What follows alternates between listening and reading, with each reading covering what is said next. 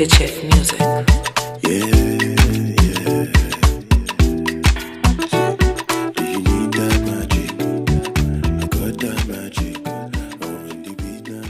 Anyways, hey guys, so we are back again.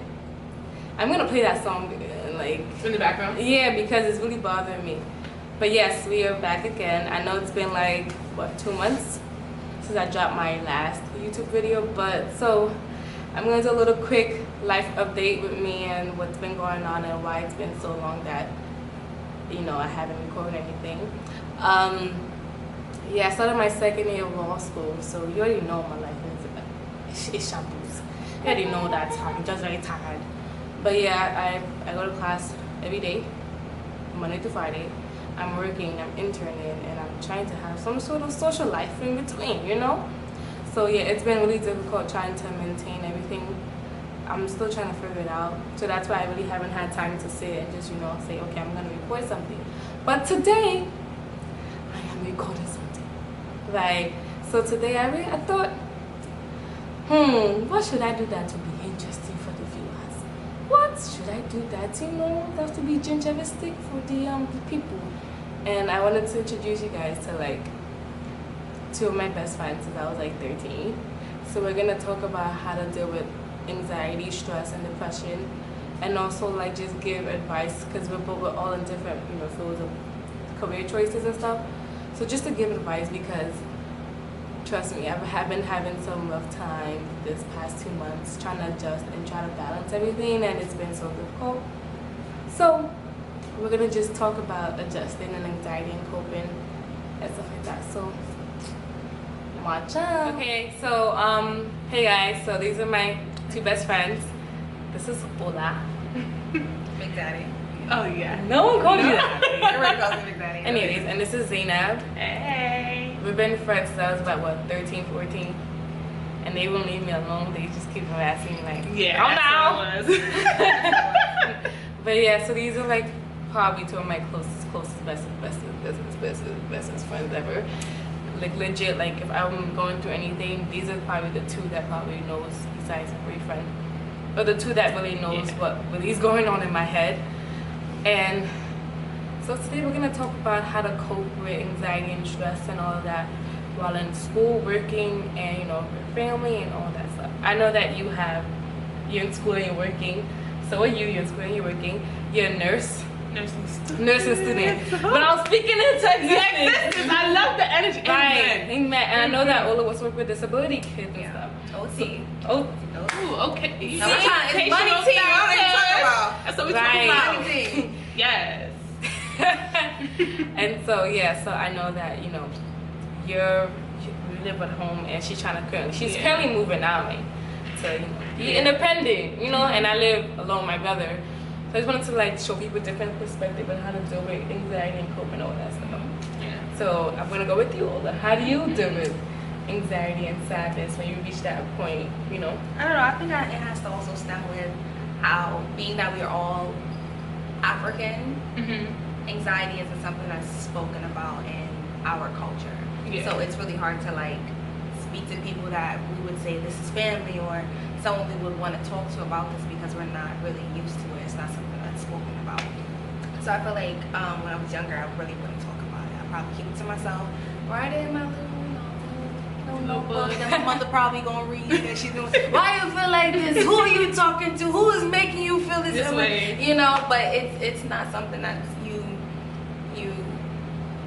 couldn't really express to someone who's being really, going through it. Yeah, you know what I mean? So I feel like right now, anxiety is something that I'm still coping with, getting through it, and I feel like being able to speak about it and not letting things get to you.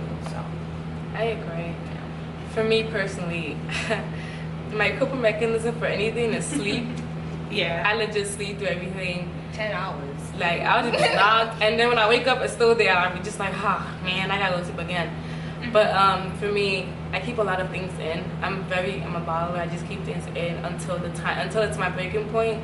Then I'm on the floor crying. I'm just I need to get all of this out, because if I don't, it's not healthy for me. So I feel for me, I just keep a lot of shit in, and then that day, somebody just poured my drink on the floor.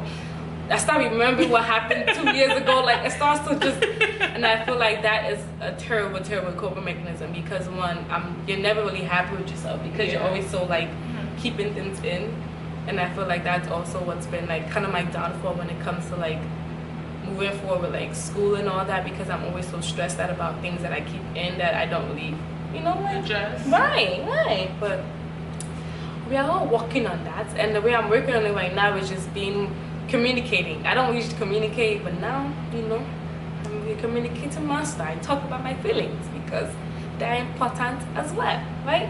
Yeah. Right. How do you cope with it? I mean, I wouldn't say my coping mechanism is what I would say good, because I do the same thing. I sleep, I stay in, I withdraw from friends. Like, I don't really communicate, like if I'm feeling down, I'd rather just sit in my room. Sometimes I cry to myself, and then I just like, whatever. I try not to address like what the issue is. I'd rather push it away, and then every once in a while I break down and I just feel so terrible, and I'm just so angry at the world and angry at everyone.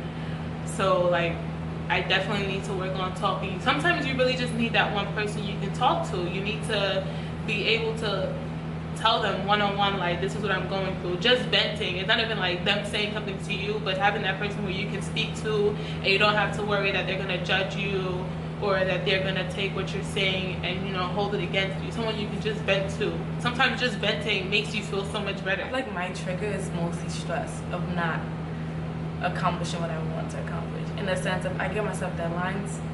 I'm a very OCD kind of person. Yeah, I have a planner, so I think the same way too. June 27th is, if I'm not doing my homework, I'm on the floor having a panic attack. I'm freaking out.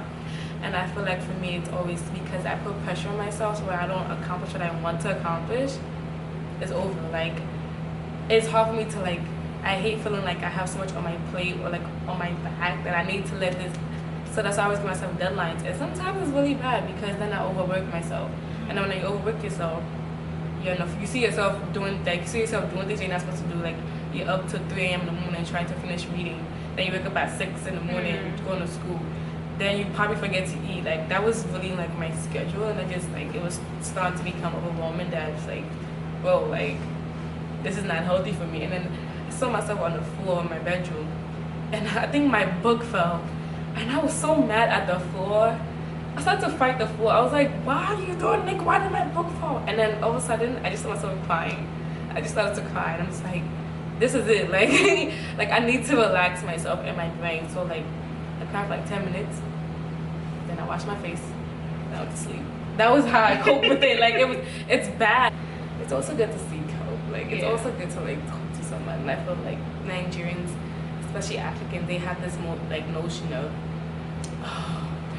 it's a witchcraft, it's a devil. Yeah. It's not a portion, but it's like, guy, like I'm really depressed. My brain has issues. Like, just like you had the cold the other day, I'm going through something. Just because you feel like it's up here, the brain can also have moments where it feels sick, just like everywhere else in the body. And I feel like Nigerians don't like to accept that certain things can be explained by medicine. They refuse to accept that you can be depressed. They say, I reject it. Why? Like, just accept it. Let's move forward. Because you're spending all this time praying, and prayer is not doing anything at times. Especially if it's very I'm not saying prayer is wrong. Like, yes, pray. Yes, it's good to believe in something because it gives you hope. But don't throw down the other option that there might be something else that's going on also. And don't talk it down like, what do you mean you have depression? Yeah. They'll be like, I reject it. Like, no, don't say that. Ask me what's going on. What's going on with me? Like, why do I feel this way? You know what I'm saying? Like, sit down with me. Have a conversation with me. Let's talk about feelings, because I feel like with Nigerians, you can never have a conversation about feelings with your parents. Or if you open up, you're being rude. Yeah. I remember when I was in elementary school, I was in 3rd grade. And I was actually in high school, so I was in like 7th grade. And I was just really going through like a really dark time. So I cut myself, right? So I told my guidance counselor about it. I was like, hey, I'm just really so with life, I was 7th grade or whatever. She was like, okay. And I told her, I was like, I want to kill myself, all that. Like, because I was really in that space of like, I didn't see self-worth. I just really wanted to, and I just felt like it's just too much was going on with me at that time. And I got home from school that day, and she called my mom. Of course she did, because that's what they're supposed to do. They just lie to you. They say it's confidential. It's not. They are calling your mom. She called my mom. My mom said, my mom was acting really special. She made my favorite food. I said, I wasn't thinking anything of it. I was like, okay, after school, whatever. My dad came home, started yelling at me. Just like, oink, oink, why do you want to kill yourself? Why do you want to kill yourself? My mom was like, yo, me, calm down, calm down. She will talk to you. And I'm just like, guy, like, now I don't want to talk anymore because like, your energy was just really bad. Yeah, it's so trash. And they were like, they were literally forcing me, like, tell me the reason. But it's like with that energy and the way you're going about it, I don't want to see, like, you're pushing me to that place that I don't want to be in now, because it's like, I can't talk to you. I can't talk to my guidance counselor anymore because she's a snitch. Like, and then at that time I really didn't have friends around. Like, I was really a bookworm, so I just kept reading my books. So I was just like, who can I turn to? Like, who can I turn to? But, you know, prayer is good. I want to say high school though. Maybe one of my teachers, maybe my guidance counselor, I really don't remember. She's seen something on my hand, and you know, she was really sympathetic towards me. And then I go home, my mother was like, rather than being like, what's the matter, it was more of, who is telling you to do this? Like, I'm learning it somewhere else more than, like it's not something that's just I'm going through, you know? Advice for people that are currently they're in college right now, they're going through some things, and you know, you have phases of anxiety and all that stuff. It's gonna get better. Just keep your faith up, be prayerful, and just know that it is not the end of the world. Pick yourself up. Trust me, there are times I tell myself, pick yourself up when you keep going, because no one knows your head, like what's inside your head, than you.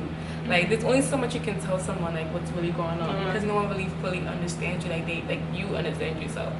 So once you understand that, you know, the issue is, you try to either fix it or fix it. There's really no other way to avoid any issues, because I feel like if you don't address any issues, it's gonna keep coming back, especially if it hurts you that bad, that's making you, you know, be like anxious and just have that anxiety. It's gonna always haunt you. So just fix it then, or face the problem then, but be prayerful, because I'm telling you right now, prayer really works. Like, pray and then you go to sleep. I'm probably sure the next day you probably don't remember why you sad. Yeah. Like, usually you just forget. No, that's so true. That happens to me a lot. Like, I pray and I'm just like, oh, what's a good day? Yeah. And also, I feel like when also you're in that mood, clean. Oh yeah. If your room is if your room is messy, you feel so down. Messy. Yeah. And like, you look back and like, yeah, my room is clean. Yeah. And once you feel like your room is clean, you feel like your life is clean. Right. Like, yeah, I can do anything I need to do. Like, that's me. I can't read in a dirty environment. Like, I can't focus. I can't do anything. Yeah. Yesterday my room is messy, and I was just like, no wonder my life is a mess.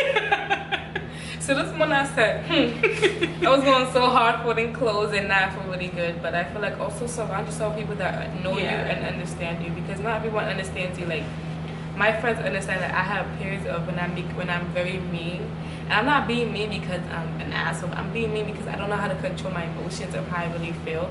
So I lash out on people, and I just become extremely distant, in the sense of like I become cold. Yeah, I become so cold. It's like, what are you doing today? Nothing.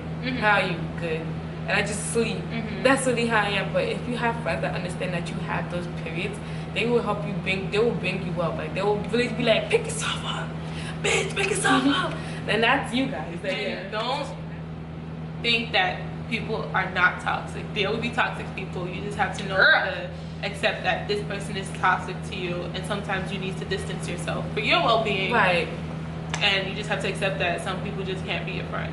And sometimes you are the toxic person. Like, you need to sit back and be like, look at yourself like, I need to fix this. Yeah, I need to. Sometimes I'd be like, damn, oink. Like, I have to sit and realize that I have issues to that. So I try not to be that toxic person in other people's lives. So I just try to like, regroup and stuff like that. But sometimes you could be that toxic person. So take time for yourself and really sit and think, like, what, like, you know, take everything one day at a time. RT. Because who's to know what's gonna happen the next day. But, so this is the final segment. It's over because it is 1 a.m. Mine's still here, you know. But thank you guys for coming. Anytime. They really trooped it from Brooklyn to Jersey.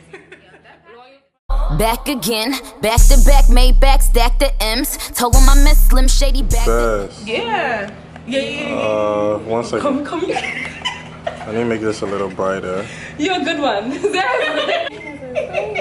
No, you gotta go Home Depot get the fucking Teni. Okay, do something, Joe. I press record. This is the best you're gonna get, so do what you gotta do. Is it really? First, this light is not on, honey. So should I just put that?